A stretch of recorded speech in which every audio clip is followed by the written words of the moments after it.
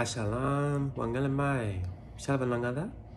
It's yours truly, Zazira Cordovana, and welcome to my channel.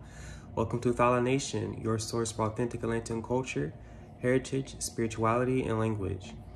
So it's been a long while since I've made a video, but as it's life, I've just been busy with work, and I've also been working on my books as well. And speaking of my books, all the information that I write in my books about Atlantis are going to be on the channel, or on this channel. Well, most of it anyway, because there are some things that I've written that I don't feel comfortable sharing on social media. So with that being said, in this video, I just want to give a basic introduction on what this channel is really about, Thala Nation. So what I feel like all of my subscribers and visitors should know is that my channel is about Atlantis, but the Atlantis that I talk about on this channel, that I teach about, is not mainstream Atlantis. Okay, the Atlantis that I'm showing you and that I'm teaching you on this channel is the Atlantis that I have been having dreams and visions about ever since I was a young child, around 3 to 4 years old, all the way up until now. I'm 28, going to be 29 this year. So I have been, ever since I was little, I've been having these spiritual dreams and visions of this ancient civilization. I never knew exactly what this civilization was that I was dreaming of since I was a child until I was around 17, 18 years old. All I knew was that the name of this mysterious ancient civilization was called Thalanthia. And it was located, as I saw in my dreams, in antediluvian Northwest Africa. North Africa when it was lush and green. Okay, so this was a point in time where, giraffes and zebras and people were living and thriving across North Africa before it was even a desert.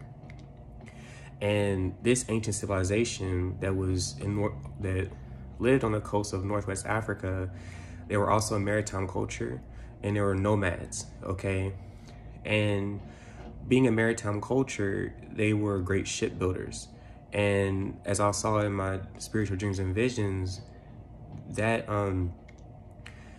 with them being nomads and shipbuilders, they sailed to the outer islands in the Atlantic Ocean, and that's how they found the island of Animola, or Anamu, which was the name of the big island that many today call the island of Atlantis, was called, it was located, as I saw it, around where the modern day Azores Islands are today. So it was the Azores Plateau. And in my book, and also on this channel, I will teach about exactly how the island sunk and when. But really the origin of all of this information, it all goes back to this spirit that I was close to, that I interacted with when I was a little child, whom I call Dream Mama. Okay, she's my goddess, and this is a custom necklace that I made that expresses my devotion to this ancient spirit. In a dream, she revealed to me that her name was Yeva, which comes from the Atlantean root word Ava, which means to love, and it means to love in life, because essentially she was the embodiment of divine love to these ancient people who were called the Thala. And really, she just been giving me all these dreams and visions of this ancient civilization, from who their ancestors are, to the culture, the language, the spirituality and religion, and among other things, the descendants of the Atlanteans, who they are today. When the island sunk, where did they go to, and the connection to the Americas as well.